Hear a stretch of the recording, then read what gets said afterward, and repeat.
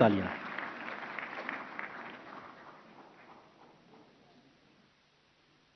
Good evening to all of you all. I'm extremely grateful to Minister Anurag Thakur and also Minister Murugan for having given me this opportunity to be with you all this evening. I understand you've been here since the morning discussing as to what exactly these 9 years have given people of India. So I'll try to flag off some issues. I'm not going to get into details about data. This is what has been achieved. This is what has been obtained in the last 9 years compared to any other. That I think enough and more is being said. And I also understand the ministry has prepared 2 very concise booklets which are being distributed in Hindi and English. Strictly speaking, there's so much to say. Actually, so much has been done with the help of every citizen of this country, because governments may come with policies, governments may come with schemes, but ultimately it has got to be executed with people's participation. If that is not there, achievement is not possible at all. And therefore, for every one claim that we make, for having had the leadership and guidance of Honorable Prime Minister Modi, there is that element which goes unsaid, that it is achieved with the participation of the people. However, without having to go into the details of what has been achieved, because that's there in your hands, I want you all to, because you're young, you're so full of energy, and you're here with a certain dedication and commitment, I want to put before you all 3 or 4 things which cover the topic of the day, Seva, Sushasan, and also Garib, Kalyan. That's the 3 key words which are being used here to talk about the 9 years. So even as I talk about these 3, I want to place before you those which are very difficult to put in terms of statistics. But in nation building, I can see a lot of young, particularly girls, representing the NCC. In nation building, there are some qualities which are very important. They can be in us, or they can be seen in others, and we can take them from them for some particular work or in our daily lives. That is why during the freedom movement, all of us were so, meaning people of our age at that time, the entire country was attracted to the leadership then. Mahatma Gandhi, Sardar Patel, for the South, Rajagopalachari, so many others who came from different states, all together for one cause. And that one cause was get India out of this foreign rule. And in that, each one leader had his own traits, qualities, which made us feel, look at that. That's the kind of... You had a lady, I'm sure many of you all would have heard, Sarojini Naidu, who wrote poems, who was with Mahatma Gandhi, who was participant in the Congress-led freedom movement. She was very good. Aruna Asaf-Ali, who was a firebrand. So you had people from whom you could get that trait and say, like that person, I want to be committed in nation building. Now gradually, post-independence, many of these wonderful qualities became diluted, they evaporated, and for us there were no such imagery of people who stood out for certain qualities of achievement, and as a result the country was going in its own speed. There were no motivational forces which made us all feel that we want to go along and build this country. In between, of course, there were great heroes who achieved a lot for the country, either being in defense or being in that one sport. And today I know a lot of sports persons are here. And our INB ministry and also the sports ministry has done so much of late for sports You heard the minister tell you about the amounts and the monies involved. But they were largely confined to, let us say, cricket or hockey for some time. So those kind of team games were the ones which were prominent because for whatever reason they came up. But today you have a javelin gold from Olympic. Who would have imagined that for a few years ago? So icons in sports, the boxing hero, the Northeast which is coming up with great sports persons.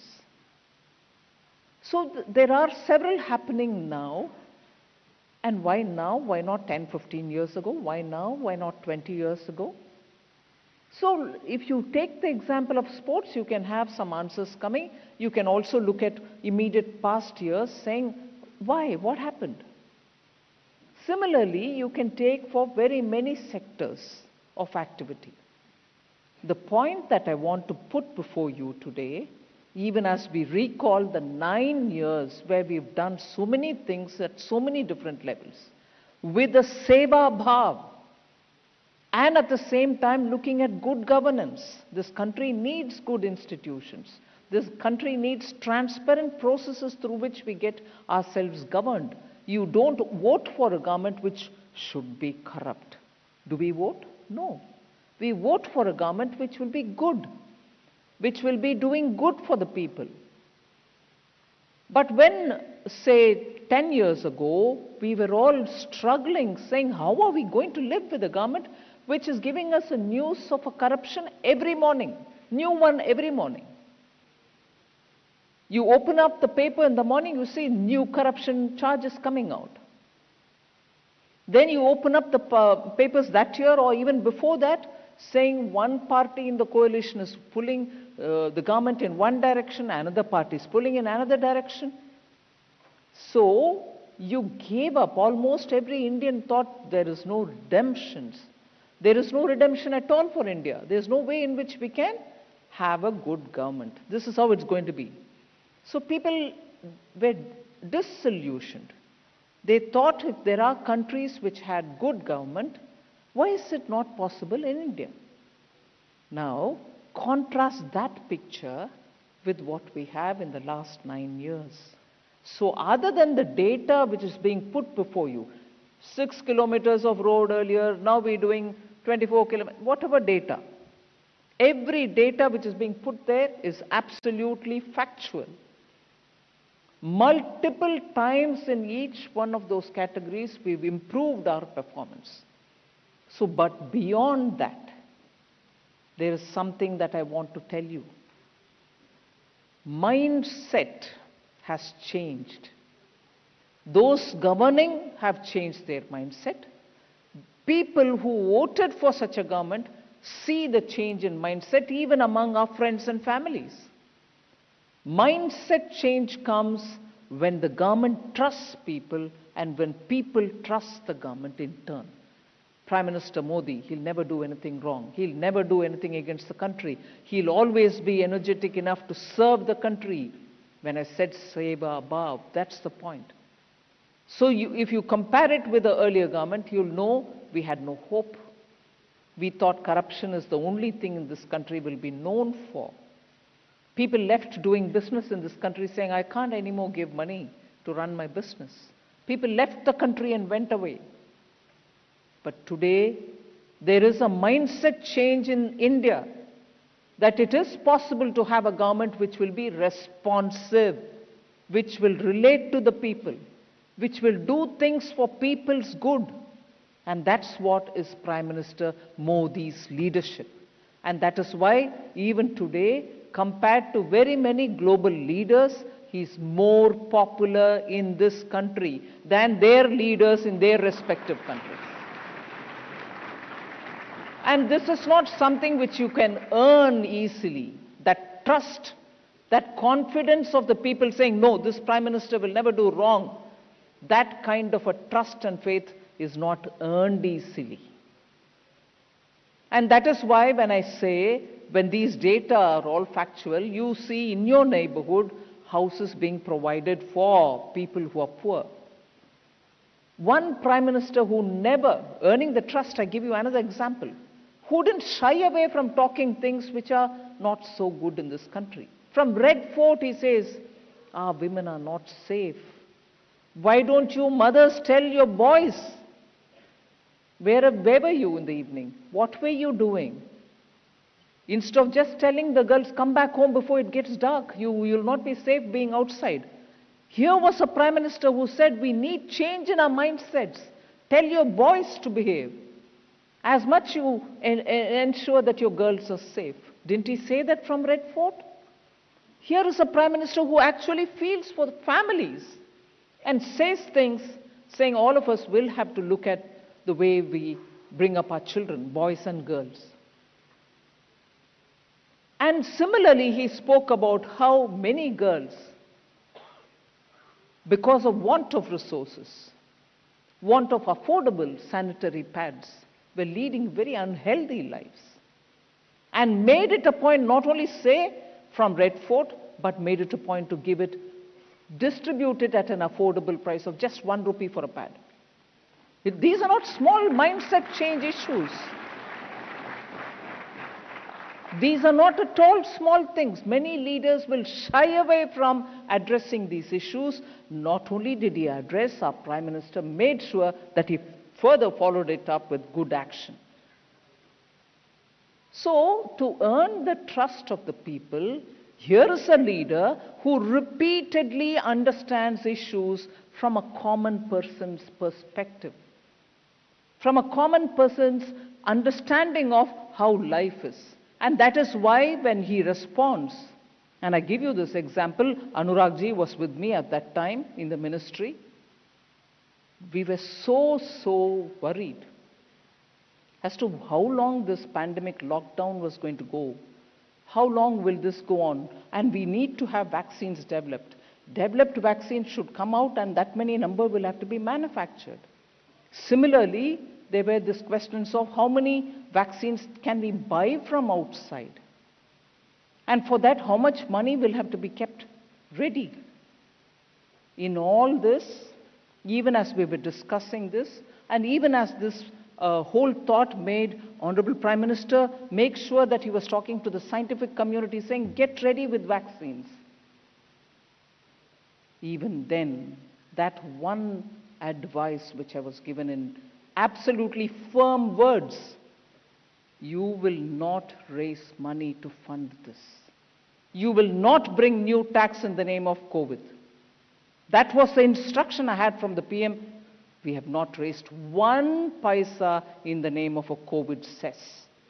We didn't charge the people to find vaccines. We didn't charge the people to distribute food for the poor. So no raising tax was his understanding, saying, no way. We are now in a situation where people don't know what's going to happen tomorrow, how long they will be kept in their jobs, how many of them will be sent out of their jobs. At this stage, we will not touch anybody's money. And not only that time, after that also. After that also, taxes have not been raised at all. There are sometimes people say, oh, but your duty on, excise duty on petrol is high. Petrol is an imported commodity. The prices go up, prices come down, the oil marketing companies import them. And then refine them and they get distributed. So the charges there are very different from, other than that, raising taxes. So I want to put that before you. So mindset of both the people and the leadership, that India should be perceived as a good country, taking care of its people, even during war, even during COVID, even during the uncertainties post-COVID. Prime Minister never sat back to say, don't do anything now to clean up the economy.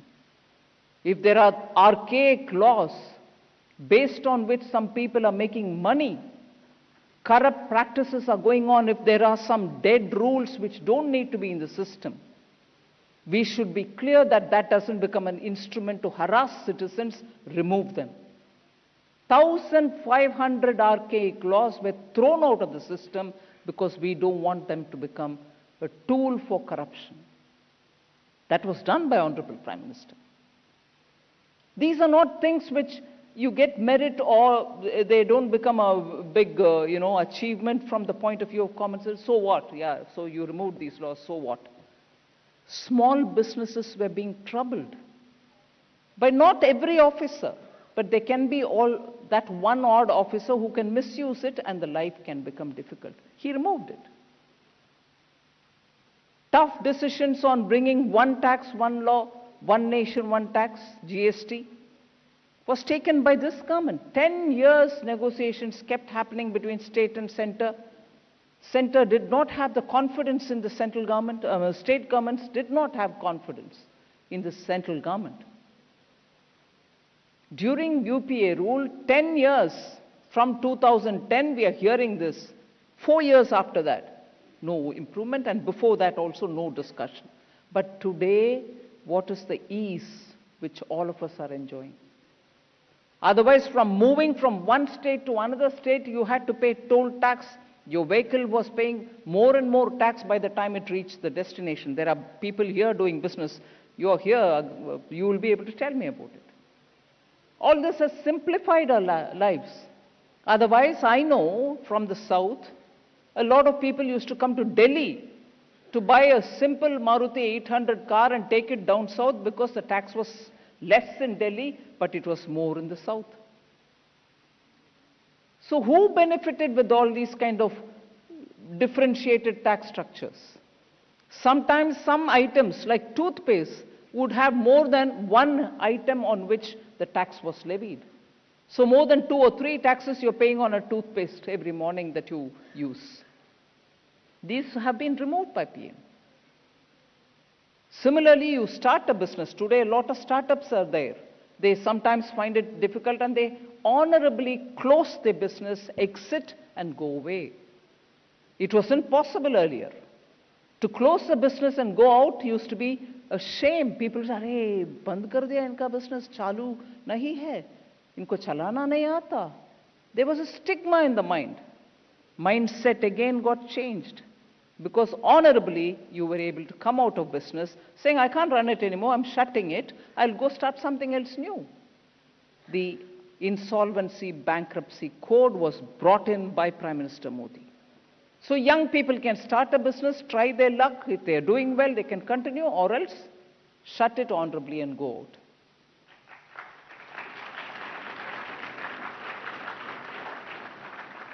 I'm not going to take too long. I know it's getting late for you all, but a few more things. Again, more inspired by seeing the NCC girls here. In the Army, in the Navy, in the Air Force, I have Jayant here before me, who has been in the Defense Ministry, knows how. For a temporary position, you can always get enrolled. But after that, you will have to go away if you're a girl. For permanent commissioning, it was always available only for boys. Women could never aspire to get into the armed forces. Who brought that change? And the armed forces had their own reservations, right or wrong, I'm not getting into that, saying, no, we can't take girls in permanent position. Working with them, changing their mindsets, similarly working with colleges, young girls who are all saying, we want to get into the armed forces, why not? Understanding that aspiration of India's youth, Prime Minister worked with the defense forces and said, you have to open up. No longer can this work. And finally, he succeeded that today, even in the frontline positions, there are women officers getting posted. Now armed forces recruit, inclusive of Coast Guard, Air Force, Army and Navy, all recruit women. It is a huge change. It is a huge change. And this kind of a change cannot happen unless the leadership is committed, unless that leadership works with every stakeholder to change their mindset. India is a very complex country. India is a very complex country. Decision making goes through different times, different layers.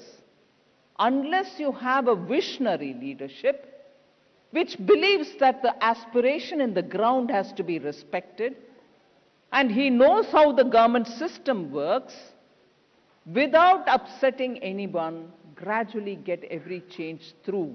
That's the change which Prime Minister Modi has come up with. And that is the change I want you all to recognize. So if the mindset of Indians are changing, they are seeing that, there is a government which is working, which is responding to people's aspirations, it is responding to so many things, and therefore making the system work for the people.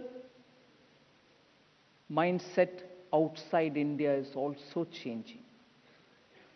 People are seeing how there is a committed, dedicated government which puts India's interest first.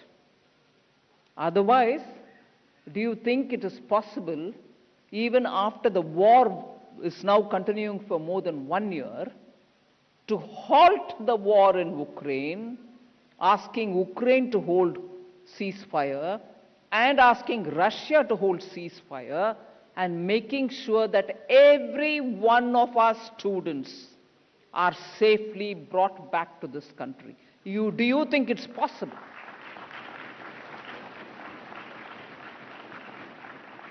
The mindset change outside, that there is a leader, there is a government in India which puts India's interest first. You want your citizens to be safe. You want your people to be brought back to safety, which is a legal right of yours. Why wouldn't you want to exert that? Yemen, where there was a ravaging war, ship was sent, huge ship was sent. Navy sent its ship and brought our Indians back, other than the flights which went. Sudan, every part where there has been Indian lives, who are all caught up in a difficult situation, has been treated safely and brought them back, whereas even developed countries don't do that even today. Many of our own citizens are saying, US citizens were there, I was holding a paper as a flag, and little paper only, it was crushed, but it is Indian flag. They said, oh, you're Indian, go there, your country is taking you back. Others were waiting. They didn't have any such a facility done by their own governments. So we may still be an emerging market country. We may still not yet be a developed country. But Prime Minister Modi's government takes every Indian seriously, whether he's in India or whether he's abroad, whether he's comfortable in one place or in distress in some other place. Every citizen is heard and every citizen is responded to. That is the kind of government I'll be very proud of. That's the government I'll be proud of as a citizen of this country. So that is the mindset change which even a government has today, that Indian government feels that every citizen is important, his life is important for him and his family and for us, and we get them back. The mindset change is something which you can keep testing against this government repeatedly. No little temptation has been yielded to by anybody. No corruption. 9 years. Not a whiff of corruption. Now today, corruption doesn't seem to irritate us at all. But do you realize what impact it had on us? When a corruption blows out, the country's image is shattered, people's money is being exploited. What you pay as tax is being eaten up by somebody, whereas it is not coming down to the roads or the ports or the harbors that you need for our development. So that mindset change. And then, of course, the Seva Bhav, that's why the government and the party were all working for COVID-affected citizens, carrying food, carrying medicines, getting PPE kits made. From importer of PPE kits, we've become exporter of PPE kits, all within a matter of 2 years. Making Seva part of your work. That's the quality which we are imbibing from Prime Minister. And of course, Garib, Kalyan, Anuragji has expanded a lot. I don't need to expand on it. But I appeal to all the young minds here. The emphasis that sports has received in the last few years.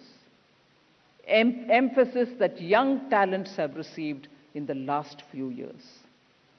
Working for a podium position in Olympics is not something which is difficult. Any government could have done it. But did any government do it is the question.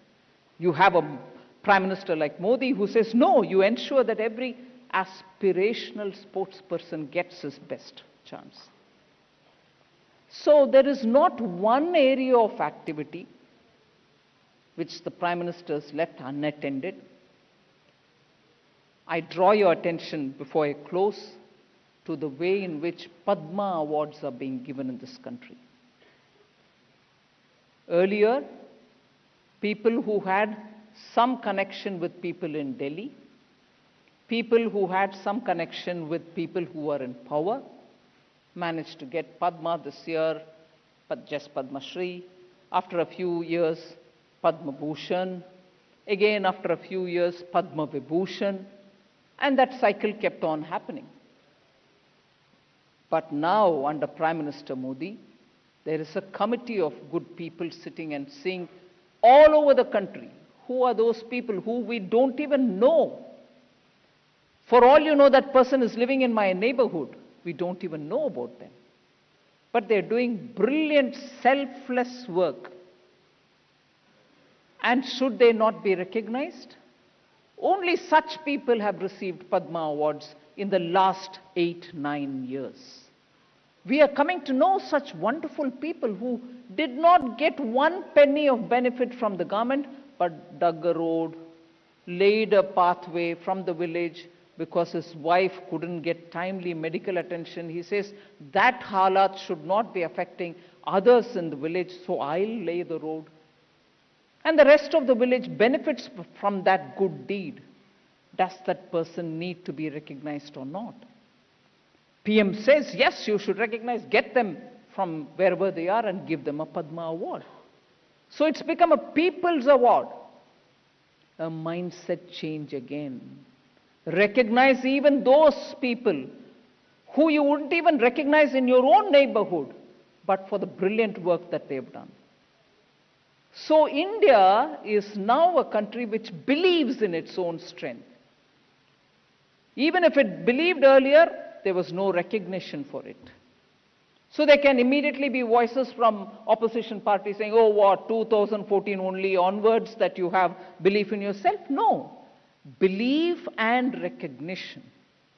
Belief and trust.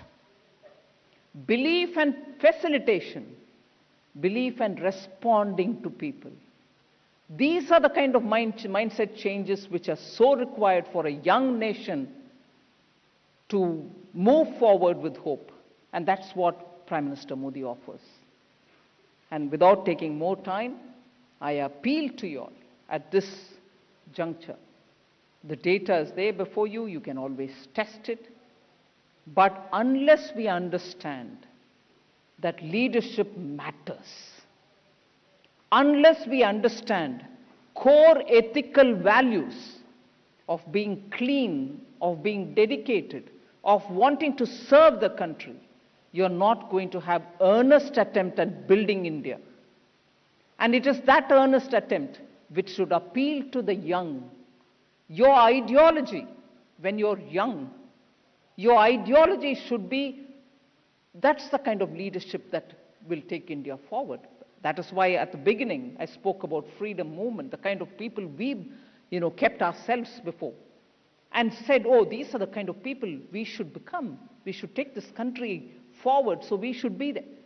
Now, you can see that happening with Prime Minister Modi.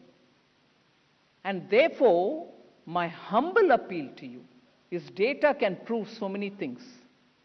But the intent of the person, the Seva bhav of the person, the dedication of the person, and the way in which he has shown in the last few years as to how the entire country can be taken together. You can be in rural areas, you can just be a farmer cultivating small grains, or you can be a person just doing one little artwork in your village, or you can just be doing very little of your family's trade, but remembering a cause for the village. All of them have been given a role, recognition, and appreciation. India needs this and many more of such. And that is why my humble appeal is, look at what has happened in the last 8-9 years. Ideally, look at what should be happening in the next several years. Give stability to this country. We don't want uncertainties, morning, afternoon, evening. This person is getting out of the government, that person is corrupt, a third person is having a, challenge to the existing leadership. We don't want any of these horse trading nonsense. We need a stable government so that all your and all our futures are ensured, so that India can be a completely developed country, so that you don't have to go through what all of us have gone through. Waiting in queues for gas cylinder, waiting for more than 1.5, 2 years even to get a small scooter. I was in JNU at that time as a student. I know the first time Piaggio, an Italian scooter company, had come to India. Scooters used to be produced by them. They said this will be out in the market from November this year. People had to pay advance money, book it, and wait for 10 months to get a scooter. India's changed today. We don't want to go back to that era. We need to move fast. So my humble appeal, young minds, have a look at what's happened the last 9 years at all levels. Look at the leadership which is so dedicated for putting India's interest first. And we need a steady, strong leadership to make that possible for all of us, that by 2047, you, the young of India today, will have an India you can be proud of. Thank you very much.